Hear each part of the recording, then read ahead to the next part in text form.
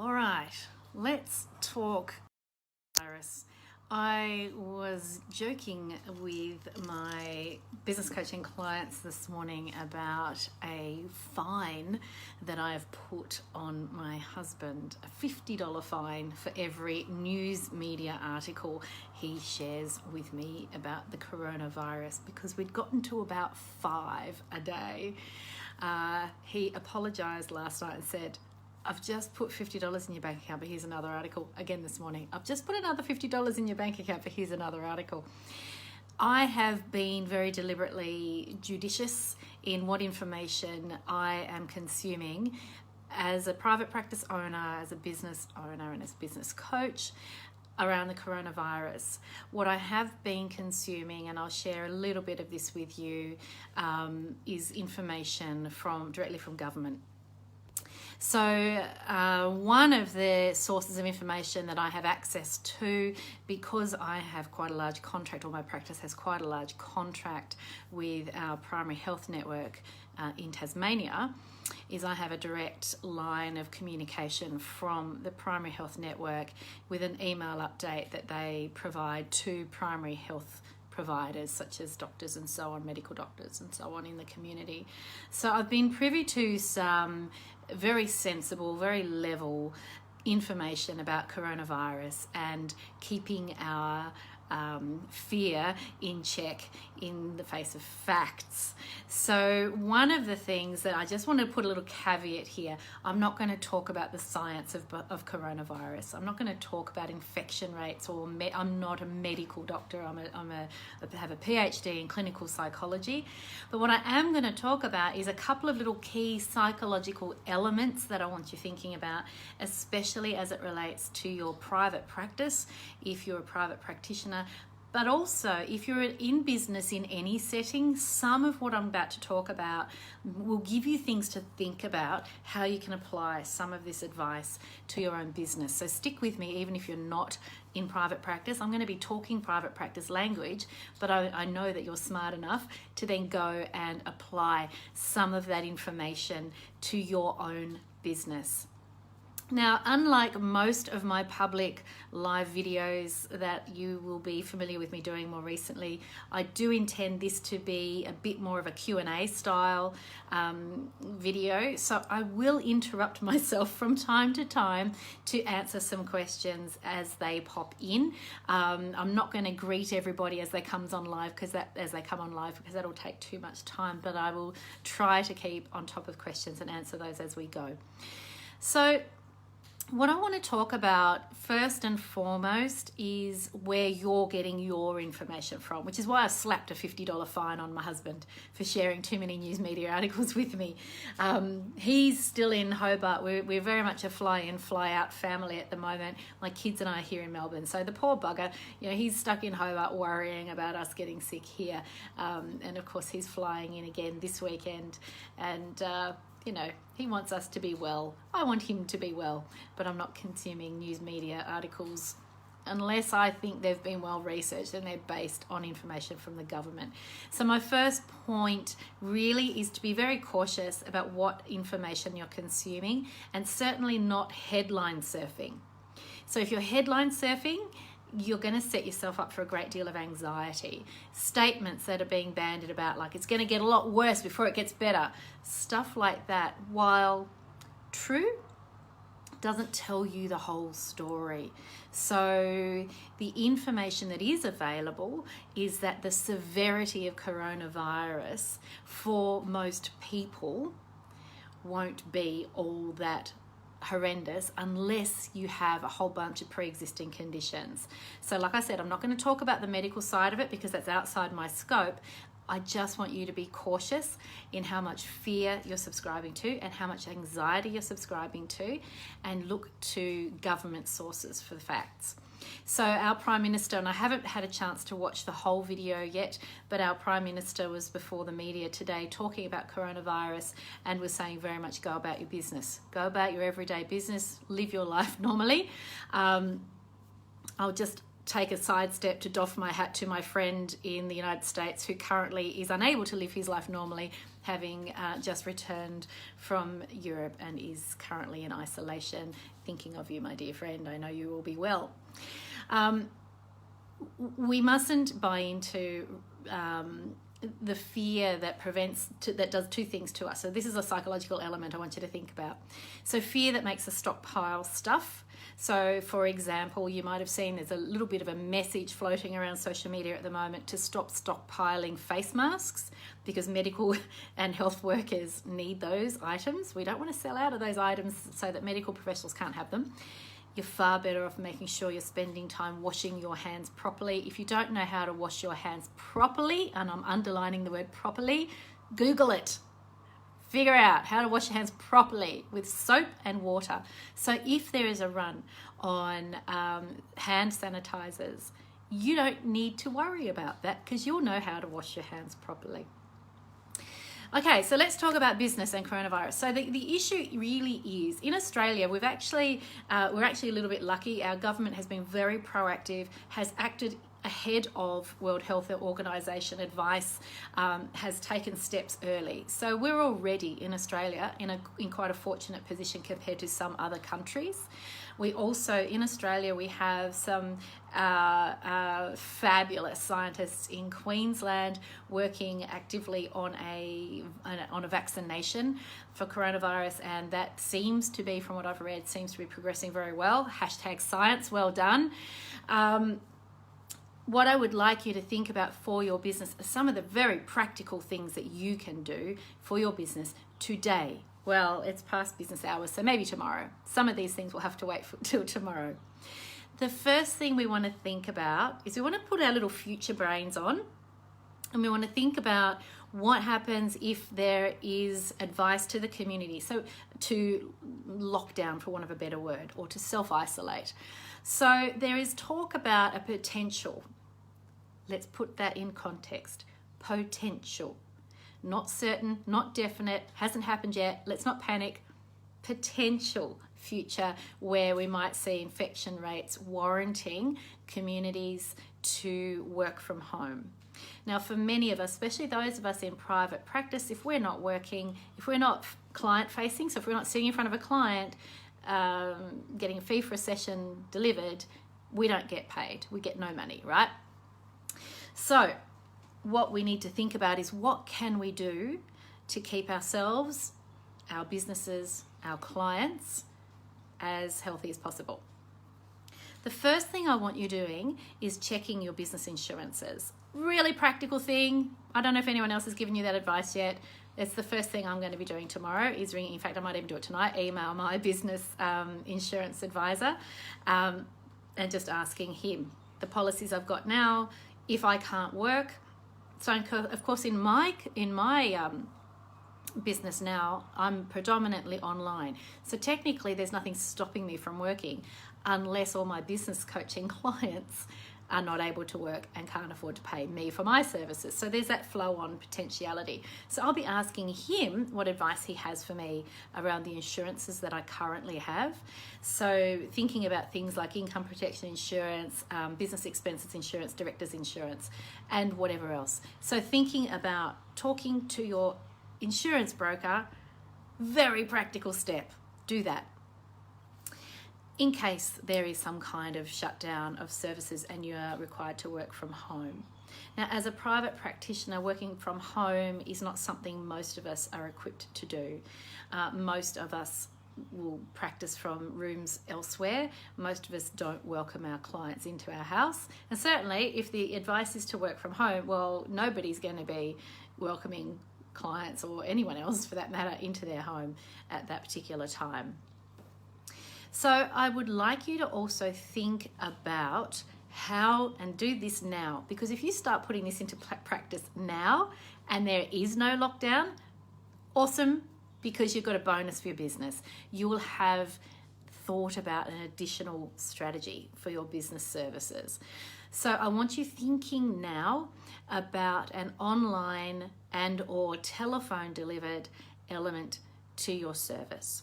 So as a private practitioner, now in Australia we have some Medicare or government funding towards providing telehealth so online, just like this, service delivery to people in rural and remote locations. Anybody else currently wanting telehealth services can do that, but they don't get any sort of rebate from the government for that service. So what I want you to do is I want you to think about building up those conversations that you can start having with your clients tomorrow or today about the potentiality for online and or telephone delivered services without a rebate if need be, so that clients are aware that that's an option that they can access. Then it's up to them to decide whether or not they want to utilize that option without any kind of government backing or government support.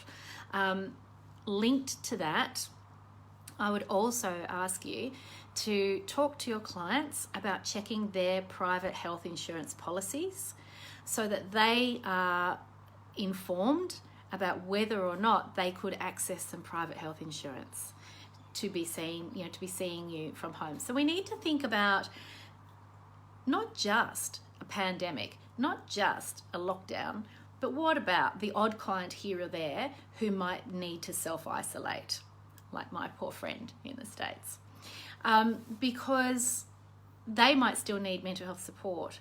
And there's also the additional psychological layer of being isolated for a couple of weeks. That's a long time to be locked away on your own. So talk to them about what private health insurance they have, whether or not it covers mental health treatment, and whether or not it covers mental health treatment via telehealth options such as phone or internet. So be really proactive in talking to your clients and talking to your team about getting over any mindset issues about accessing help via online means, because a lot of people will hesitate and say, oh, I'm not sure I'd really like to do that. A lot of clinicians will say, oh, I'm not sure that the rapport is as good. Let me tell you, my team does a lot of online therapeutic interventions because we have, as I mentioned before, a contract which involves delivery of services to clients in rural locations. We've done that for about 4 years now. What always happens is, first of all, the clinician gets over themselves and realizes, this is actually quite easy, I can do this. And then secondly, the client also gets over their initial fear and realizes it's fine. And within a minute or two of a session being conducted online, both parties forget that there's a phone or a computer screen between them. They get into the conversation, they get into the rhythm of running that session, and the client gets benefit. The clinician feels that rapport has been established, and away you go. So have these conversations now, because firstly, it's not going to hurt your business. Secondly, it's going to add an option for your clients at any time. And thirdly, if we do end up with some kind of lockdown in the future, if it happens, let's not panic, if it happens, then you're already prepared for how you can continue to deliver a service to your clients and how your clients can continue to receive services from you. It won't be a panicked last minute, what the hell are we going to do, throw our hands up in the air kind of conversation. Everyone will know what's going to happen and how it's going to happen. So that's the simple part. The harder part, of course, is client payments. Now, there are conversations happening at government level about the possibility of Medicare rebates being extended more broadly to cover telehealth options in the event of some kind of lockdown. I don't have any answers for that, but it's important that you know that those conversations are happening. So there is a possibility. Worst case scenario, you can do a couple of things. You can see the client as usual, charge your normal fee. The client can access their private health rebate because you've done them the service and the courtesy of giving them the heads up to get their private health insurance sorted out early. Secondly, you could run a shorter session and just charge them for a half session instead of a full session.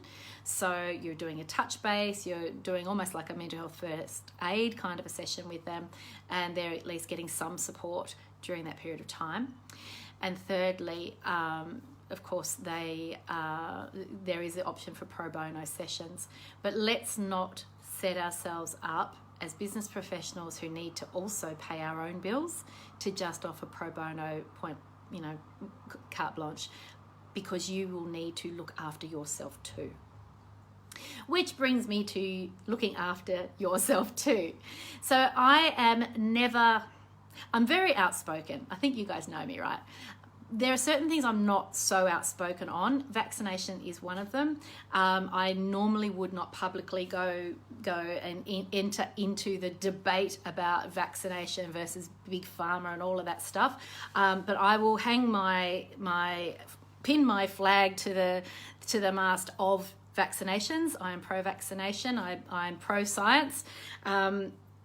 As a health professional in private practice, with a client-facing role, my role as a clinician is as a perinatal clinician. It's absolutely my obligation to not expose my babies that come into my practice to any unwarranted risk. So I take it very personally that I must keep my vaccinations up to date.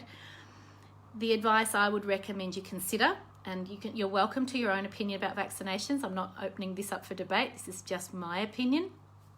Talk to your GP or your family doctor about where you're at with your vaccinations.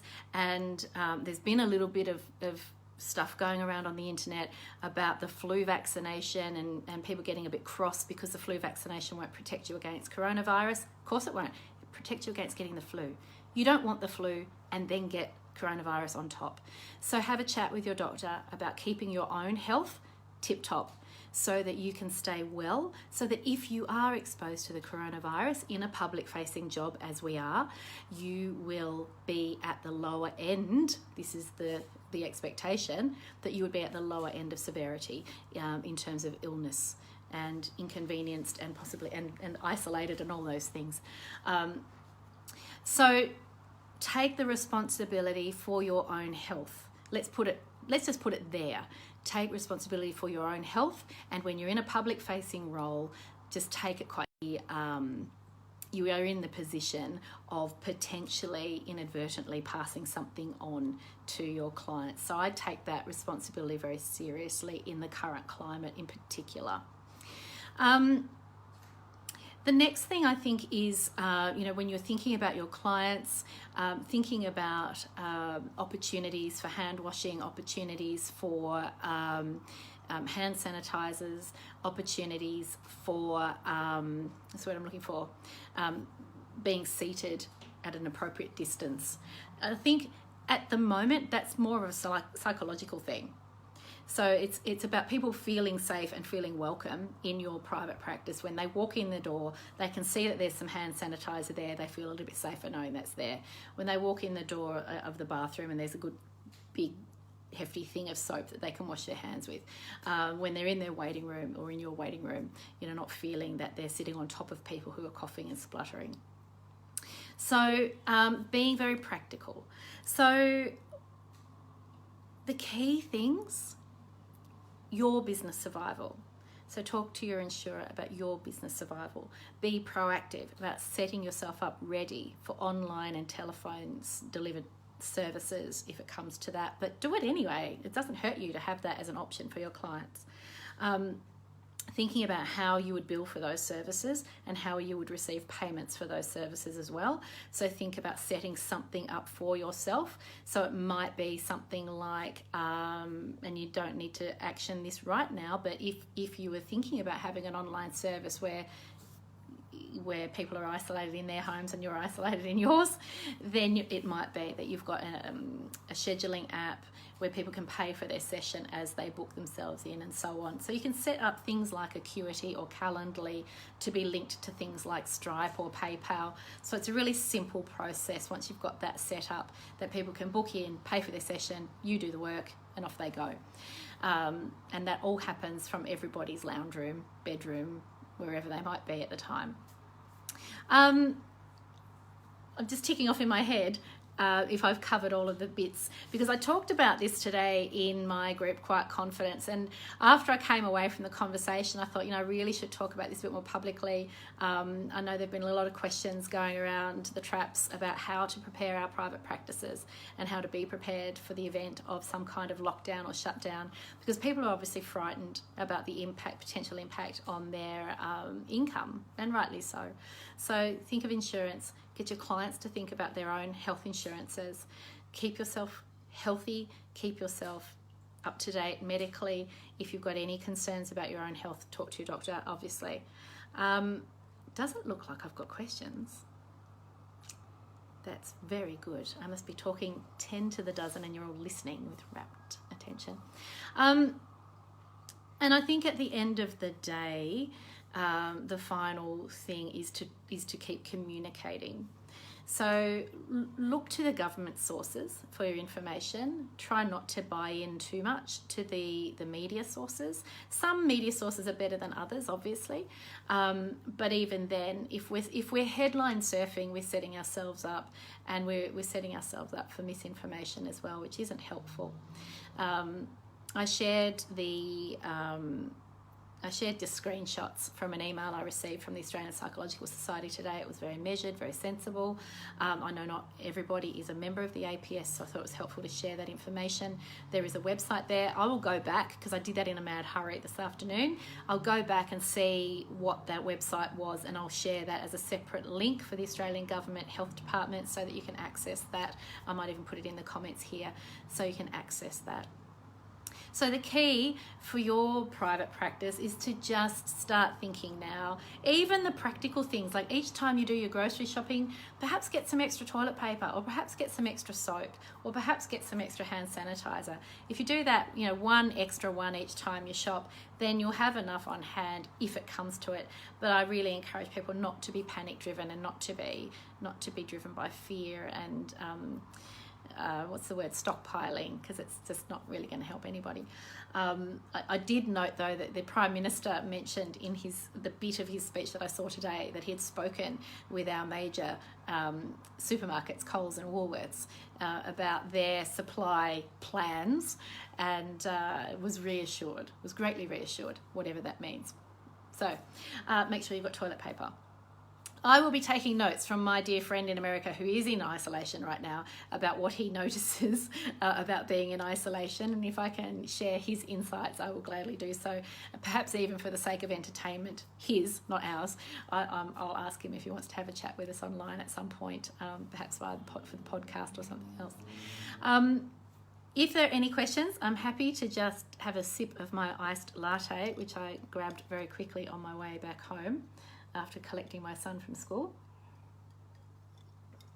But otherwise, if there's no questions, I hope that's been helpful. I was joking with my mentoring clients today about, thank you, Katrina has posted, let's all cheer for Katrina. She's just finishing her honours thesis this week.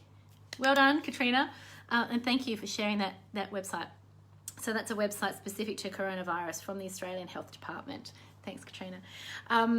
I was joking with my mentoring clients today that I actually dreamt last night, which is why I spoke to them about coronavirus this morning. I actually dreamt last night that I was giving a speech about coronavirus and how to prepare your business for it. And I woke up feeling like, wow, that was a really good speech. Couldn't remember a word of it except one very cheeky phrase, which I won't share because it was a bit rude. But it's encouraging people not to share it, not to pass it on. All right.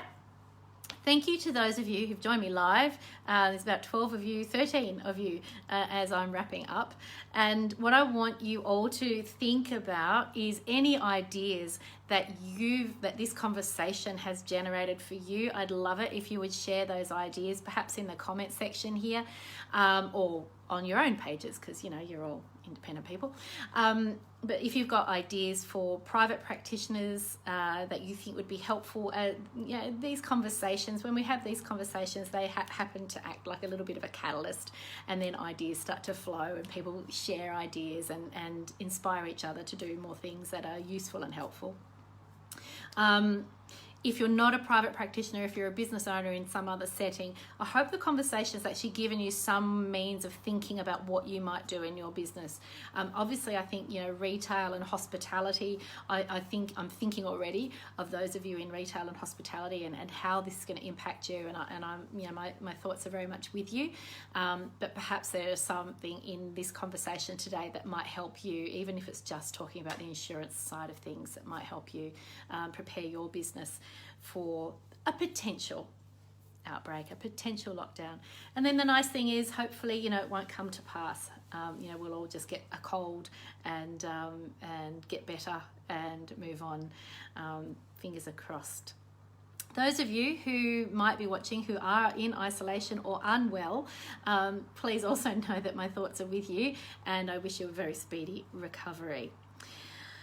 All right, well, thank you for your time, and I look forward to talking to you again soon. Please don't hesitate, if you're watching the replay later, don't hesitate to shoot through some questions in the comment section, and if I can answer them, I will, and if I can't answer them, I'll let you know that too. Have a fabulous afternoon. Stay well, please. Bye for now.